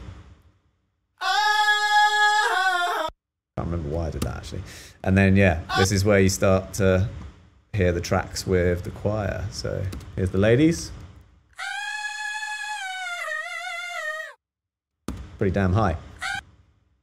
And then the choir are pretty much they're just copying what Howard is doing. So what we did is we sent a MIDI file, that piano file I showed you earlier, of the way that the harmonies move, and then Patrick, who's the conductor of the choir, he decided who should sing which melody and who should sing what part, and we sent them Howard's stems as well individually, and they sent back these. Need you in my arms. Just nice, like thicker texture, you know. Need you in my arms. These ones. Need you in my arms. Need you in my arms. I need you in my arms. So dissonant, I love it. Need you in my arms. There you go. That is a hell of a lot of harmonies for 3 words, basically. Oh wait, need you in my arms. 5 words.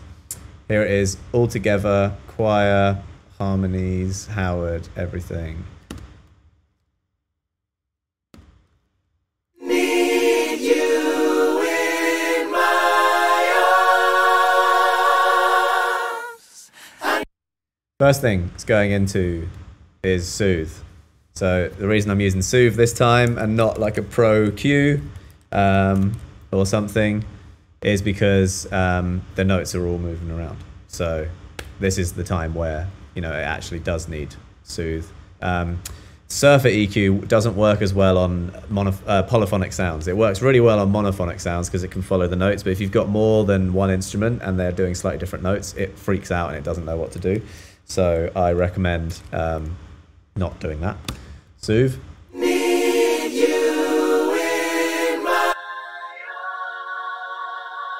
That's what it's taking away. I need you.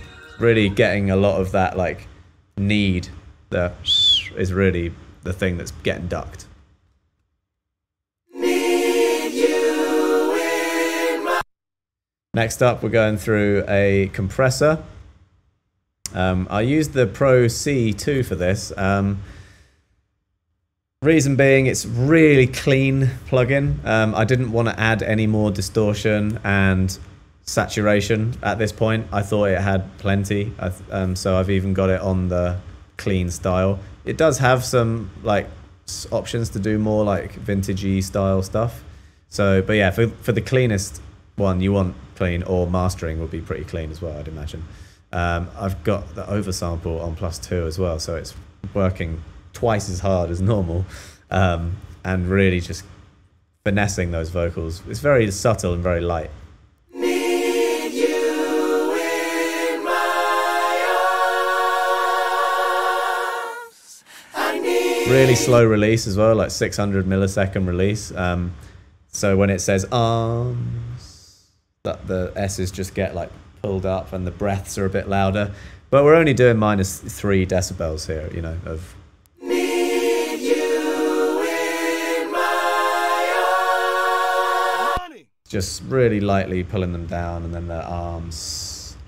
I need you. Yeah, just letting the breaths and everything come out a little bit more.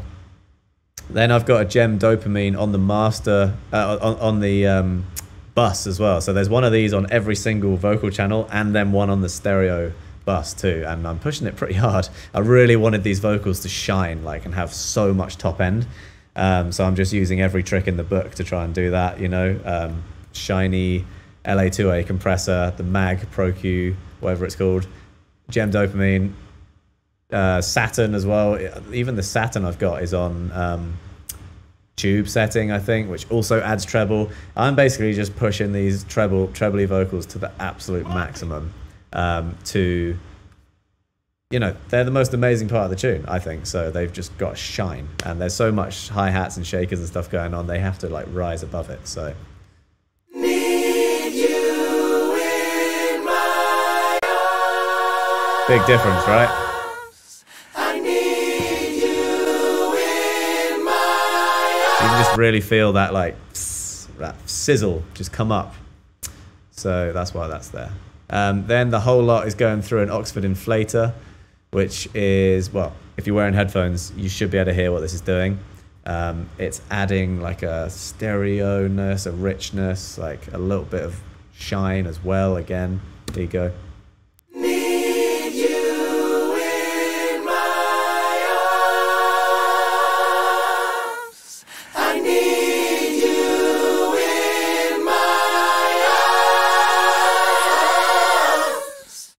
Need you in my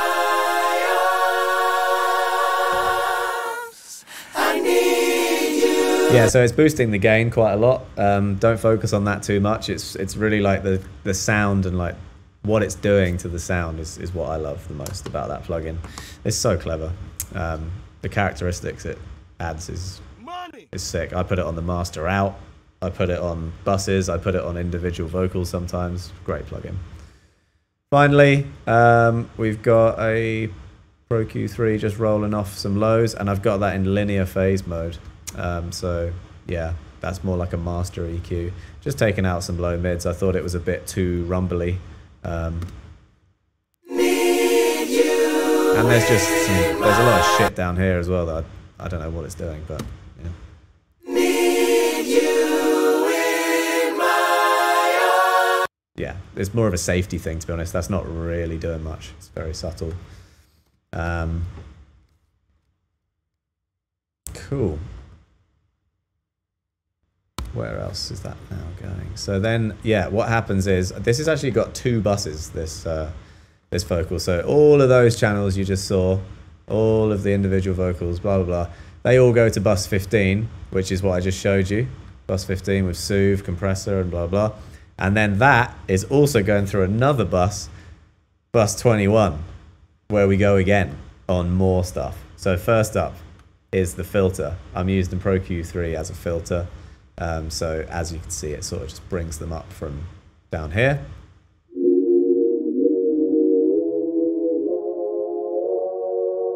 And that just slowly rises throughout the song, you know, blah, blah, blah, blah, blah, up it goes, up it goes. Nothing crazy there. A little ducking of resonances as well. I think I felt like Soothe wasn't quite doing enough, so I just pulled a little bit more down in that area. It's going through an Echo Boy to begin with. Need you in my arms. Everything's automated. Oh, there you go. You can hear it if I stop the track. Need you. So that's on quarter notes. You. Then we're going through another delay, and this is ping pong stereo delay. So that first Echo Boy is just mono down the middle, just you, and now this one's going to be doing some sides. Need you. Hear that? Need you. So you got one going yip, and then one going yip, around the sides. So nice difference. Nothing wrong with doing 2 delays, sometimes 3, sometimes even 4 if you want to go crazy. There is no rules. You can do whatever you bloody want. Then we're going through some lovely Valhalla vintage Verb. I've got it on the now setting. I find the now setting has the most high end and like the most George Michael feel.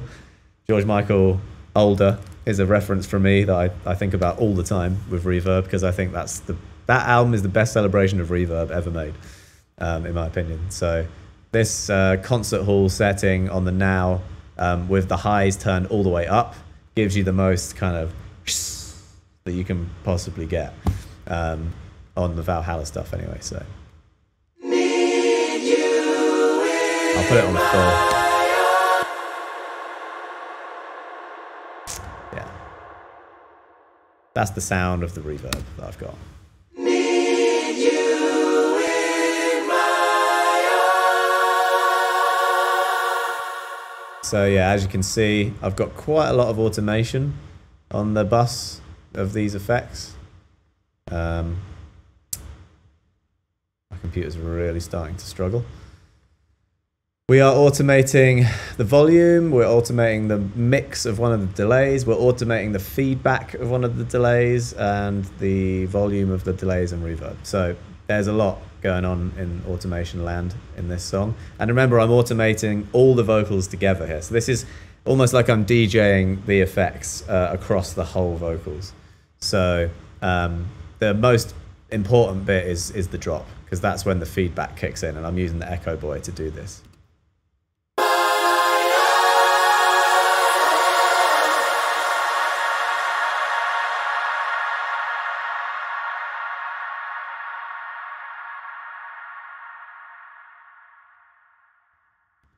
So that's, you know, that's the climax of the tune. Everything builds, reverb goes up, H delay goes up, Echo Boy starts self-oscillating and starts feedbacking.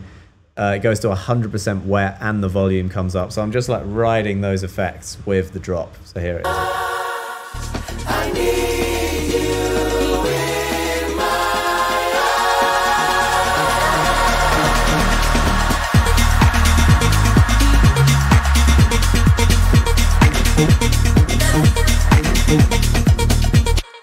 So yeah, that just arms just stays with all of it. What else we got on there? Oh, sidechain. So yeah, on the drop, the feedbacking delay starts to get sidechained. So it's, you know, you'll see here.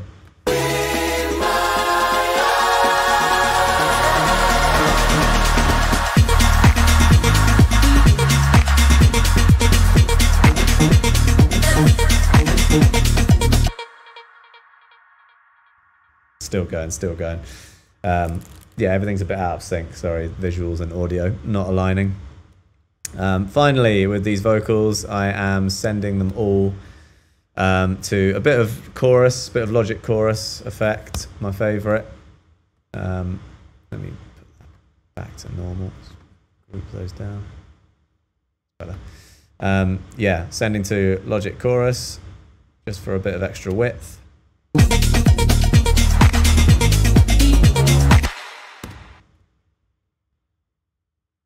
Come on, laptop. Need you in my arms. So yeah, that was me putting it on full, so not that full. And then I'm also sending it to Logic's Roto cabinet as well, just a little bit, like maybe 20%. Need you in my arms. So yeah, those are my two like go-to modulation effects for vocals are Roto Cab and Logic Chorus. Okay, that is every part of the song that we've, I think now. It's very simple. Drums, bass, vocals. There's not even any synths. So yeah, not loads to see here. The chords were written on synths, obviously. Here is the demo, sort of Howard's initial idea. Did I already show you these? Probably did, yeah.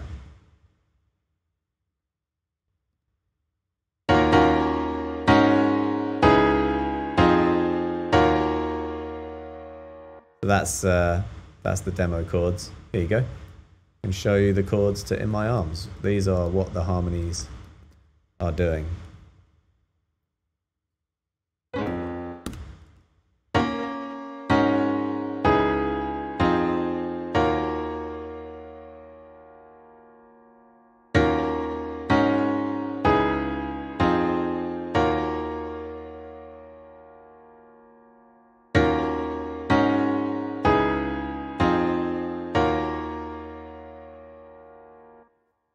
Lovely, and then that's the bass line part underneath. Can you show the monotribe? Yes, sorry, I didn't see that there. Monotribe. Monotribe, I would have just jammed that out, you know, like I usually do. Let me put it on large waveform. Yeah. I mean, not much to see.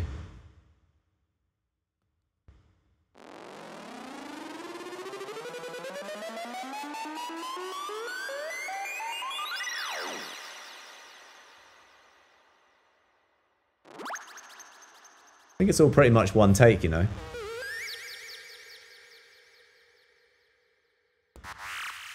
I think maybe I did 2 takes, and then I sort of went back and just A-B'd which bit I liked, but it's pretty much it goes throughout the whole song. So yeah, I just did a couple passes very quickly, didn't overthink it, just threw in my favorite bits.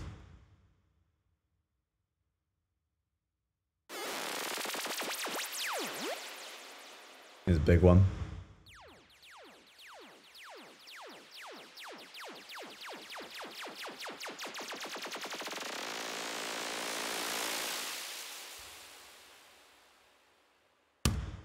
Yeah, there you go. Adding build-ups and texture. I like to do my own build-ups if possible, not just drag in any old riser from Splice. Nothing wrong with that. I like to sort of do both, like drag in something from Splice and then layer in like my own little build-uppy thing on top of that. In fact, that is exactly what I've done. Look, these are from Splice here, these little sweeps. They're just white noise sweeps, and then I've layered it up with the monotribe underneath. Yeah. Haunting synth. That's what I wanted to show you guys. This was a part that Andy played in. Oh man, I love this sound so much. For the longest time, I was trying to persuade Howard if we could leave this in, but it didn't work with the chords that he wrote, like with the harmonies, and they became such a like important part of the tune that we just we had to scrap it in the end. I tried tuning it once and making it work with the harmonies because I thought it added a really cool texture. But it got sacked in the end, unfortunately. It's really cool though.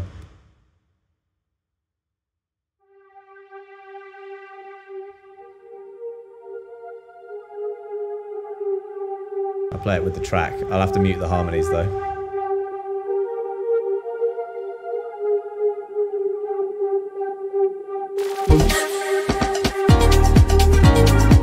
Shit.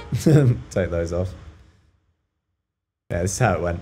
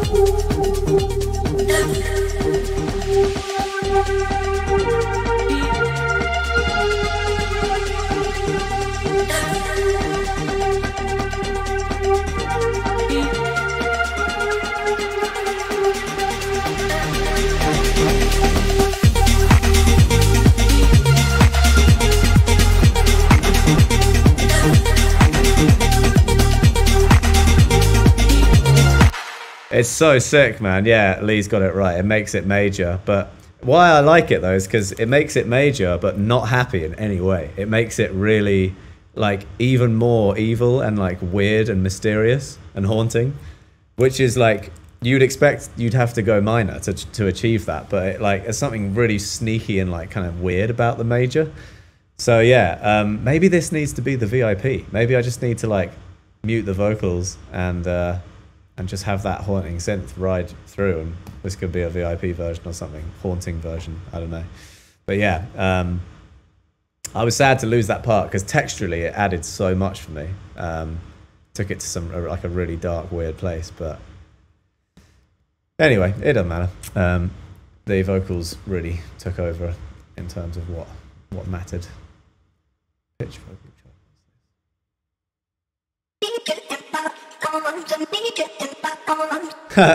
That was a Howard attempt at a chopped vocal before he did the harmonies, or was it to go alongside the harmonies? Yeah, there you go.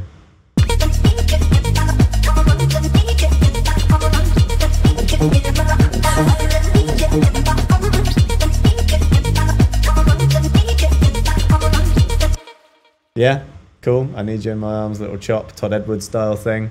I just personally didn't like that, so didn't make the cut. I thought his harmonies and the group thing was way cooler. Just didn't need it on the drop.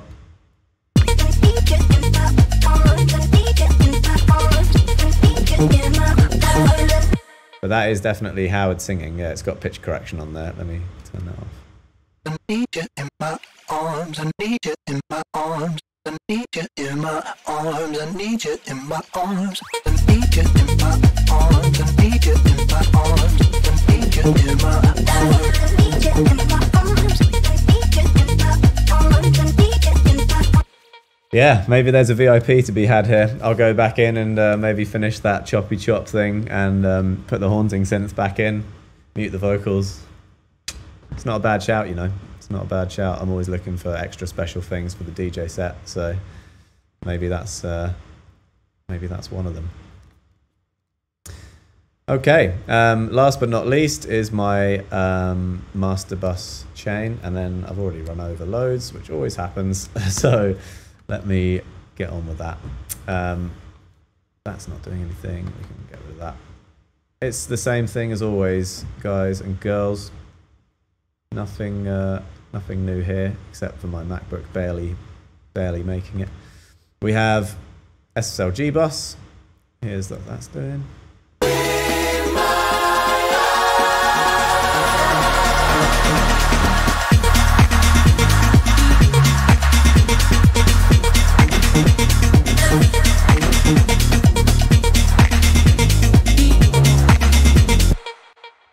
Tape.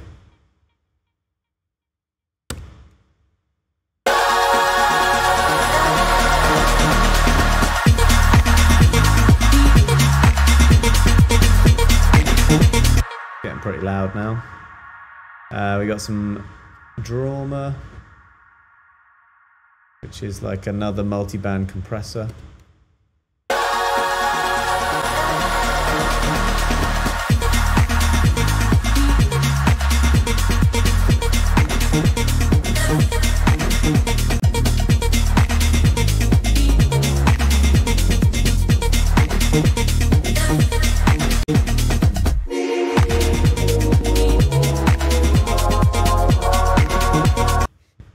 There you go, there's everything. So I will bypass all of those. Here it is without.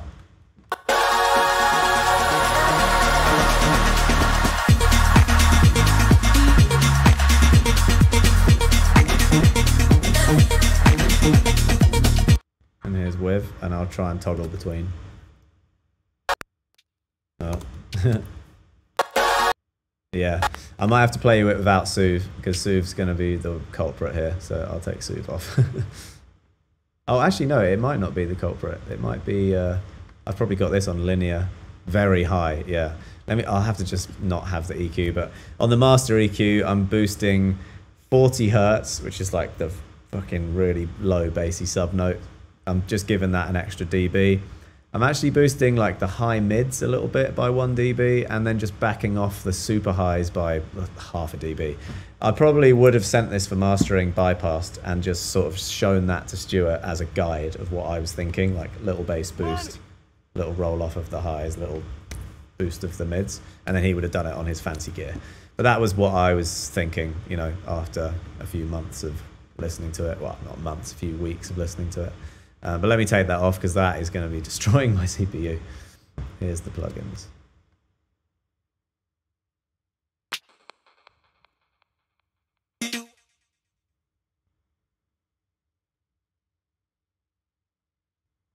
Yeah, this might be the end, to be honest. It's really struggling.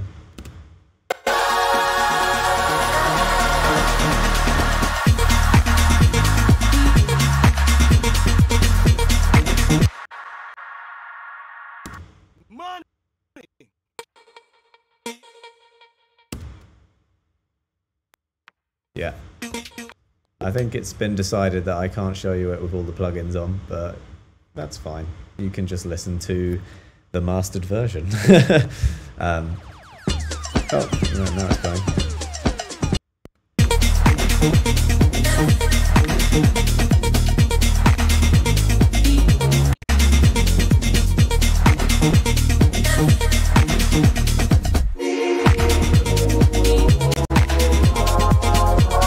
Yeah, so they're just adding like so much fatness and fullness and just rounding the whole thing off in a...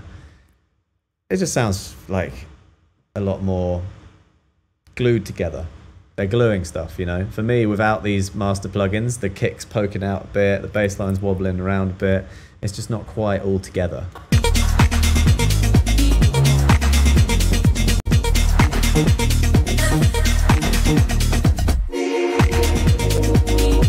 Yeah, that for me just sort of says finalized, done, put it in the car. That's why I like those plugins working like that. Rest in peace, computer. Yeah, tell me about it. Do you send all your songs to mastering? I do, yes. I get them mastered by Stuart Hawkes at Metropolis, which was, I think the link above is right there. But I don't send them off. I usually go. I usually take them with me, and I sit down with Stuart and we listen to a bunch of music, and we listen. I play him a few like influences, like stuff I think this should sound like. Like I definitely played him that Midland song I was talking about earlier, Archive, as a guide, and we just sit there and have a play. Are your songs mastered in Dolby Atmos now? Yeah, some of them are. Yeah, I'm getting there with that. It's so annoying. I have to send off all the stems to get them remastered in Atmos, and I want to do it, but I don't have time, and yeah. Guy, these streams have changed my life. Moved from Scotland to Brighton to study production and business. It's because seeing you geek out ignited a passion in me too. Getting your logo tattooed on my leg. I owe you a pint. See you on the main stage. Sick. Nice one, Jack. Respect, mate. If I had my stream deck, I'd give you a round of applause. That's awesome. Really, really pleased to hear that the streams have been helping. They've definitely... yeah, they've definitely... I'm getting recognised in the street more often these days, and it's not because I'm in Disclosure, it's because I'm doing these streams, which is crazy. I never thought that, you know, I never thought I'd get recognised more in the street from being like a production guru than just being in Disclosure, but for sure it's happened.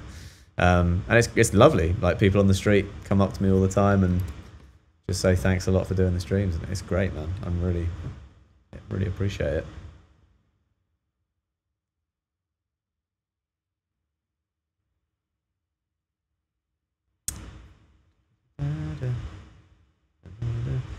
I just tried to gift you a stream, Jack, but it gift you a sub, but it failed. I don't know why. Let me try one more time. I think it's because Logic was shutting down.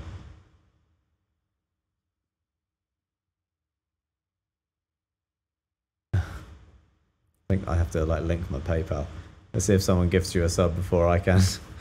Someone give that man a sub.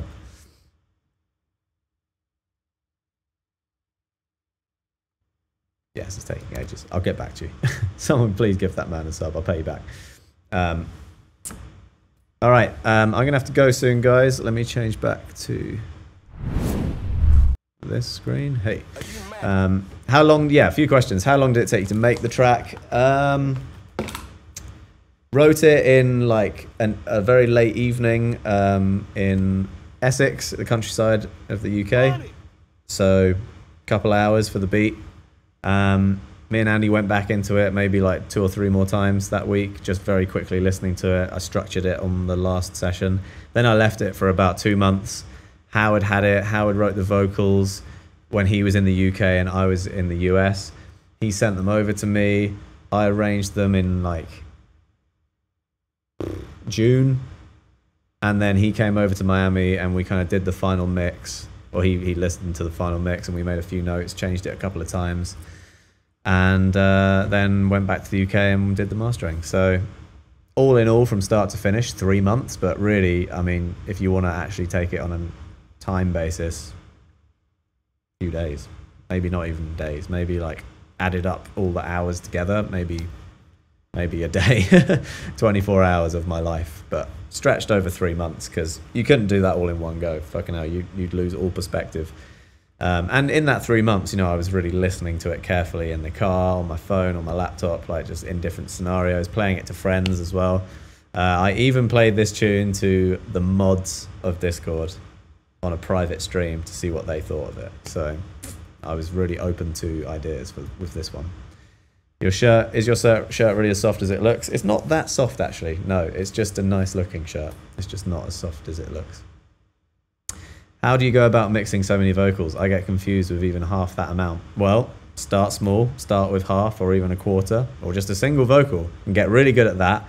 And then once you're really good at that, do more. I've been doing this for like, you know, over 10 years now, so I can do it. But more is not always more with vocals. Some of my favorite songs ever are just one mono vocal down the middle, sounding great. I was listening to Spooky this morning by Dusty Springfield. I don't think there's any harmonies in that tune. It's just one amazing vocal down the middle, some finger clicks, and it's perfect. So, yeah. But then, you know, then the Beach Boys are great and Take 6 are great, and that's full of harmonies and it's lush. So, yeah. Hope to see you in Moscow. Hope COVID won't change plans. Yeah, COVID's over, isn't it now? Is anyone not going out because of COVID? I don't know anyone who's not going out because of COVID. Maybe Australia, actually. Things look shit there. Poor Aussies. Do you mix as you produce or mix down at the end? Bit of both. I definitely get it to a fairly good place by the end of writing and I'm mixing as I go on. Maybe like 60-70% there.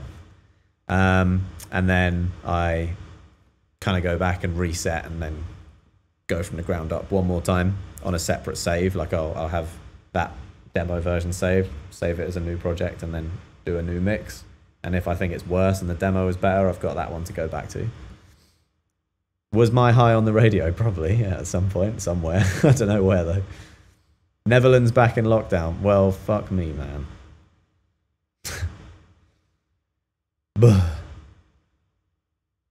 Can you tell us what instrument is behind the synth you put off because of the harmony?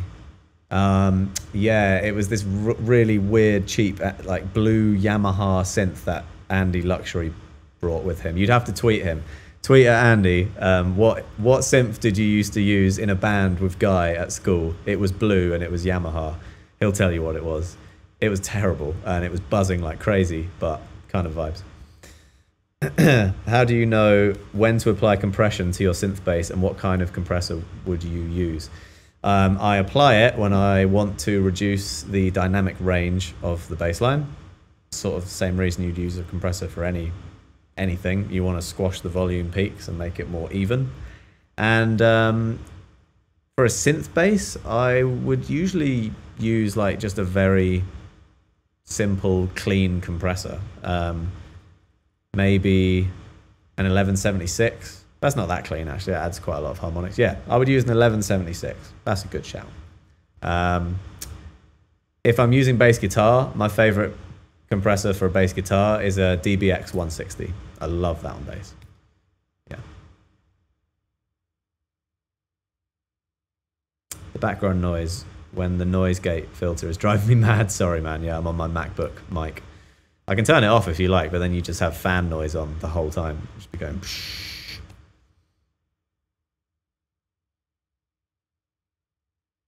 Oh no, 3 Curves got COVID. Is that serious, or do you not know? You think you got the COVID? Everyone's time will come. Resting up, self-test came in positive. Oh yeah, man. It's very, very rare you get a false positive. Welcome to the club. Hope you feel better soon, man. You'll be fine.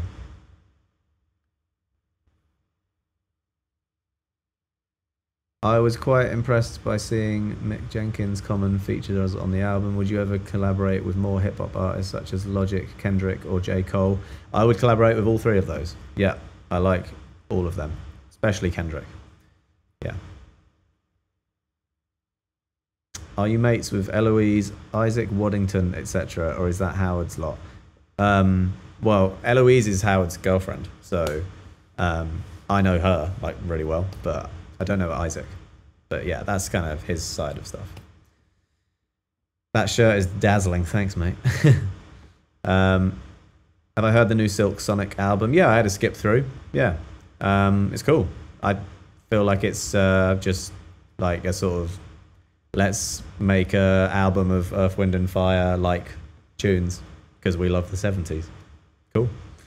I feel like I've heard a lot of the ideas and like the motifs before in 70s music, but you know, I guess if you're super young, like kids won't have heard music from the 70s. But then again, your parents play you that stuff, so I don't know. Disco and funk's coming back, baby, says Three Curves. I don't know.